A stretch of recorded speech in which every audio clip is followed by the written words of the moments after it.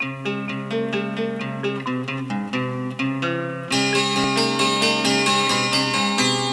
नया चैप्टर आज शुरू करना है जिसका नाम है एडोलसेंस। क्या नाम है?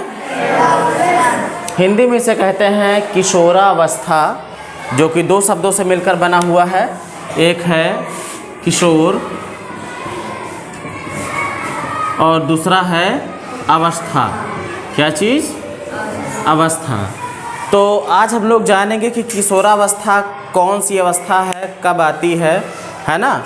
इस अवस्था में क्या क्या परिवर्तन हमारे अंदर आते हैं और किशोरावस्था में होने वाले जो परिवर्तन है उनका क्या प्रभाव हमारे शरीर पर पड़ता है, ये सारी चीज़ें हम लोग समझेंगे। तो सबसे पहले हम शुरुआत करते हैं शैशवावस्था की। किसकी? शैशवावस्था। इसमें भी दो शब्द हैं, पहला है शैशव और प्लस अवस्था। शैशव शिशु से बना हुआ है। किससे बना हुआ है? शिशु। किससे? शिशु कहा जाता है जो नवजात बच्चा होता है, छोटा सा बच्चा जब पैदा होता है तो उसे क्या कहते हैं? शिशु कहते हैं। और बच्चे को ही देखकर हम वहाँ पर डिसाइड कर सकते हैं उसका जो रिप्रोडक्टिव सिस्टम होता है, जो अंग होता है, जो प्रजनन अंग होता है, वही देखकर हम पता लगा लेते हैं कि ये गर्ल है या फिर बॉय है। उसके बाद शैशवावस्था की जो समय सीमा मानी गई है वो 1-2 साल इधर उधर हो सकता है, लेकिन जन्म से, जीरो का मतलब यहाँ क्या है? जन्म से 6 वर्ष या 7 वर्ष तक, जन्म से 6 वर्ष या फिर 7 वर्ष तक की जो अवस्था होगी वो कौन सी अवस्था होगी? शैशवावस्था। इस अवस्था में जो बच्चा होगा वो आप जानते हो छोटा होगा बिल्कुल। पहले तो साल भर तक वो चल भी नहीं पाएगा, उसके बाद फिर चलेगा तो वो माँ बाप के सहारे से ही रहता है। बात समझ गए? मतलब कि पूरी तरीके से वो किस पर? माँ बाप पर निर्भर है। पूरी तरीके से, पूरी तरह निर्भर रहता है। क्या रहता है? ये किस पर? माता पिता पर या घर का जो भी गार्जियन होगा उस पर क्या रहेगा? वो निर्भर रहेगा। उसके बाद फिर बाल्यावस्था शुरू होती है। जब यहाँ हमने 6 वर्ष से लेकर 12 वर्ष लिखा है तो ये कोई एग्जैक्ट समय नहीं है। कुछ बच्चों में जल्दी विकास होता है, कुछ में थोड़ा धीरे होता है। तो ये 6 से 7 भी हो सकता है, जैसे ये 6 से 7 हो गया था। तो 6 से 7 वर्ष से लेकर के 12 से 13 वर्ष तक की जो अवस्था होती है उसे बाल्यावस्था कहते हैं। क्या कहते हैं? कुछ बच्चों में 11 साल में ही बाल्यावस्था पूरी हो सकती है, किशोरावस्था की स्टार्टिंग नज़र आ जाएगी। तो बाल्यावस्था में क्या होता है? बच्चा निर्भर तो रहता है लेकिन आंशिक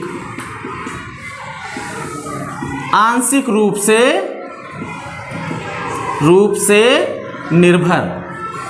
पूरी तरीके से ये जो है बच्चा अपने माँ बाप पर अब निर्भर नहीं रहता है। ये खुद नहा लेगा, खुद जो है लैट्रिन, टॉयलेट, बाथरूम सारा चीज़ ये अपना जो डेली का काम है ये कर सकता है ना। हाँ, कोई बड़ा काम होगा तो उसमें ये बिना माँ बाप के सहारे के नहीं कर पाता है। बात आती है तब जब बच्चा किशोरावस्था में आ जाता है और सबसे कठिन, सबसे संघर्ष भरी, सबसे तनावपूर्ण जो अवस्था है वो कौन सी अवस्था है? किशोरावस्था। इस किशोरावस्था के जो महत्ता है, ये जो बच्चे हैं वो समझे इसको, इस अवस्था में वो गलत रास्ते पर ना जाएं, इसलिए इस चैप्टर को आपकी बुक में रखा गया है। किशोरावस्था की स्टार्टिंग 11 से 12 वर्ष से शुरू हो जाती है। बच्चा 11 साल का होगा, अगर अच्छी ग्रोथ है तो वहाँ से स्टार्टिंग हो जाएगी, या फिर 12 वर्ष, 13 वर्ष। जो गर्ल्स होती हैं, जो लड़कियाँ होती हैं, उनमें जो है जो किशोरावस्था है वो जल्दी आती है बॉयज़ की तुलना में। लड़कों की तुलना में उनमें जो है जो किशोरावस्था है वो थोड़ा जल्दी आ जाती है, और जो लड़के होते हैं उनमें 1-2 साल बाद शुरू होती है।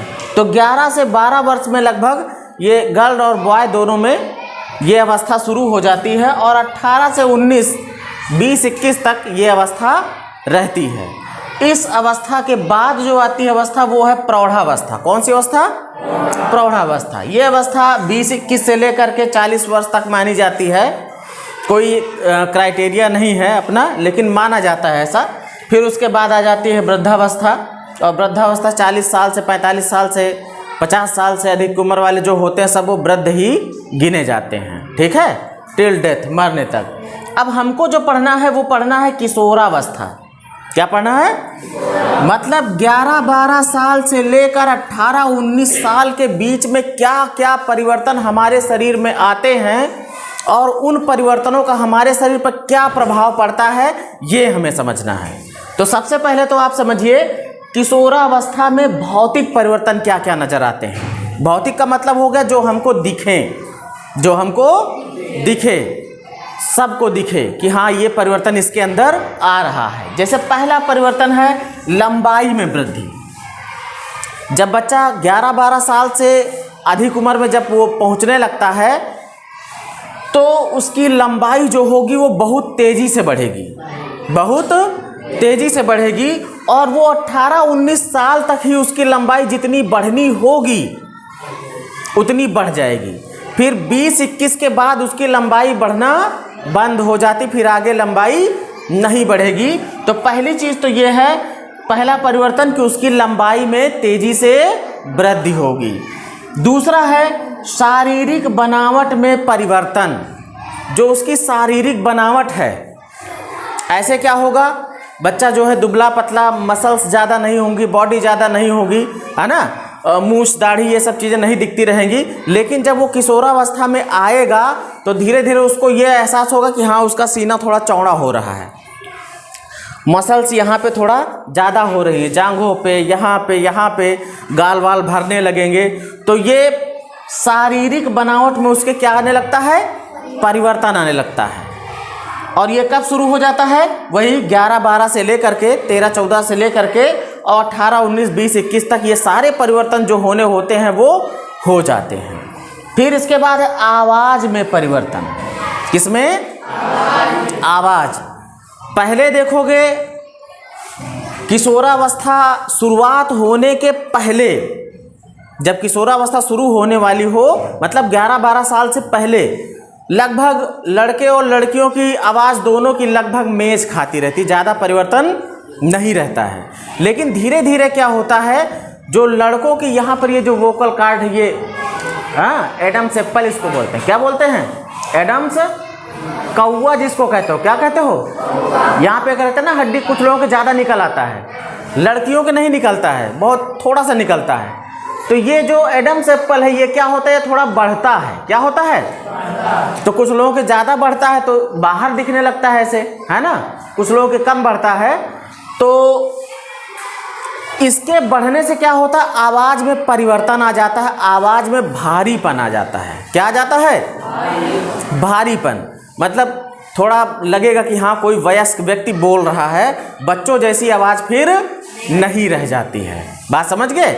ये परिवर्तन, आवाज़ में परिवर्तन लड़कियों में भी ये दिखाई देता है, उनकी भी आवाज़ बदल जाती है, पहले जैसी रहती है वैसी आवाज़ फिर नहीं रह जाती है।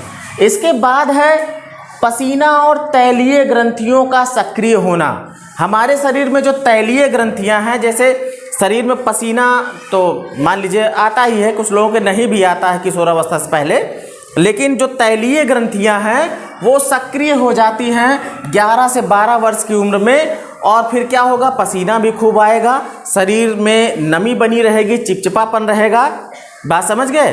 कुछ लोगों के तैलीय ग्रंथियां इतनी ज़्यादा सक्रिय हो जाती हैं कि उनके चेहरों पर दाने भी आना शुरू हो जाते हैं, है ना। तो पसीना और तैलीय ग्रंथियां सक्रिय हो जाती हैं और ये परिवर्तन स्पष्ट हमको दिखाई देते हैं। फिर 5वां है प्रजनन अंग। प्रजनन का मतलब होता है अपने जैसी संतान उत्पन्न करना। तो प्रजनन अंग जो होते हैं वो मेल में, बॉयज़ में अलग होते हैं, गर्ल्स में अलग होते हैं। लेकिन जो ये प्रजनन अंग होते हैं ये परिपक्व होने लगते हैं। मैंने यहीं पे बताया था कि शैशवावस्था के टाइम ही, कि जब बच्चा पैदा होता है तभी उसके प्रजनन अंग को देख के ये डिसाइड कर लिया जाता है कि ये बॉय है या फिर गर्ल है। उसके बाद उस अंग में परिपक्वता, मैच्योर होना, क्या होना, मैच्योर होना। परिपक्वता आती है कब, किशोरावस्था में।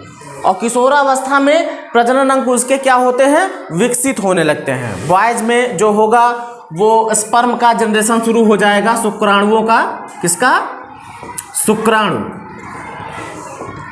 बॉयज में क्या होगा, शुक्राणुओं का बनना शुरू हो जाएगा। गर्ल्स में इसी तरीके से एग्स का फॉर्मेशन, अंडों का फॉर्मेशन होना शुरू हो जाता है। बात समझ गए। इसके पहले ये घटना नहीं हो। तो प्रजनन अंगों में परिपक्वता आने लगती है। गर्ल्स और बॉयज दोनों में स्पष्ट दिखना शुरू हो जाता है कि जांघों के ऊपर जो होगा वो क्या होगा, बाल भी उगना शुरू हो जाएंगे। फिर उसके बाद जो वृषण होंगे, बॉयज में वृषण होते हैं जो कि शरीर से बाहर लटके हुए रहते हैं। और जो गर्ल्स होती हैं उनमें ओवरीज होती हैं, अंडाशय होते हैं जो कि ऊपरी हिस्से में, पेट के निचले हिस्से में यहाँ पर एक जोड़ी, दो होते हैं। दोनों में, बॉयज़ में भी जो होंगे वृषण होंगे वो भी एक जोड़ी होंगे। गर्ल्स में जो अंडाशय होगा वो भी कितना होगा, एक जोड़ी होगा। तो उनमें परिपक्वता आ जाती है, मतलब कि शुक्राणुओं का बनना बॉयज़ में शुरू हो जाता है और अंडों का फॉर्मेशन, जिसे मेंस्ट्रुअल साइकिल बोला जाता है, पीरियड्स का चलना। तो पीरियड्स भी शुरू हो जाते हैं किस साल से, 11 से 12 साल के जब हो जाएगा उसके बाद पीरियड्स का बनना शुरू हो जाता है। ये एक नेचुरल घटना है। इवन सिर्फ ह्यूमन में ही नहीं, मनुष्यों में ही नहीं, बाकी जीवों में भी ऐसा होता है। तो प्रजनन अंगों में परिपक्वता आ जाती है। उसके बाद एक सबसे मोस्ट इम्पॉर्टेंट जो डिफरेंस आता है वो आता है मानसिक और भावनात्मक विकास। इस उम्र में जब ये 11 से 12 की उम्र पार करने लगते हैं तो मानसिक और भावनात्मक विकास बहुत तीव्र होता है। आपके दोस्त को कोई मार रहा है, आपसे बिल्कुल भी बर्दाश्त नहीं होगा, आप तुरंत जो है भिड़ जाओगे, आगे पीछे की नहीं सोचोगे। कोई रास्ते में जा रहे हो, कोई बूढ़ा मिल गया परेशान है, बिना किसी से पूछे आप उसकी मदद करने में जुट जाते हो, है ना। ये किस चीज़ का विकास है, भावनात्मक और मानसिक विकास का है। आपको दूसरे विषम लिंग, मतलब कि आप अगर बॉयज़ हो तो आपको गर्ल्स से ज़्यादा लगाव होगा, गर्ल्स हैं तो उनको बॉयज़ से ज़्यादा लगाव होगा। लेकिन ऐसा होगा ज़रूर। ये किस अवस्था में आना शुरू होता है, ये शुरू होता है किशोरावस्था में। बात समझ गए। तो कहने का मतलब ये है, प्रेम भावना जो कुछ होती है वो विकास कब शुरू होता है, किशोरावस्था में। और ये ज़्यादा समय तक रहती नहीं है। जब आप प्रौढ़ावस्था में जाओगे, 21, 22, 23, 24, 25 पार कर लोगे, आपको ये सब लगेगा कि कुछ नहीं है, जो जिम्मेदारियां हैं वो हमें निभाना है। लेकिन इस अवस्था के बीच में बहुत ज़्यादा मात्रा में ये भावनात्मक और शारीरिक परिवर्तन जो होते रहते हैं, इसकी वजह से कुछ बच्चे जो होते हैं वो इन परिवर्तनों को झेल नहीं पाते हैं और उसी भावनात्मक और मानसिक विकास में वो क्या होते हैं, बह जाते हैं। मतलब वो अपने आप को नियंत्रण, अपने मन पर नहीं नियंत्रण कर पाते। किसी के अंदर नशे की आदत लग जाती है, किसी के अंदर चोरी छिनैती, किसी के अंदर कोई गलत काम करने की ऐसी लत इसी उम्र में लगती है। इसीलिए एक बहुत बड़े दार्शनिक थे, स्टैनले हॉल। कौन थे? उन्होंने कहा था कि किशोरावस्था जो होती है वो संघर्ष और तूफान की अवस्था है। किसकी? संघर्ष और तूफान की अवस्था है। अगर इसमें आप संघर्ष करके अपने आप को संभाल ले गए तब तो आपका जीवन आगे सुरक्षित है। और अगर इस संघर्ष में आप नहीं जीत पाए, अपने आप को संभाल नहीं पाए, तो फिर ये समझ लीजिए जो तूफान है, ये तूफान आपको बहा ले जाएगा और आप अपने जीवन में कभी सफल नहीं होगे। ठीक है। तो ये था किशोरावस्था और किशोरावस्था में क्या क्या परिवर्तन आते हैं, बाकी नेक्स्ट वीडियो।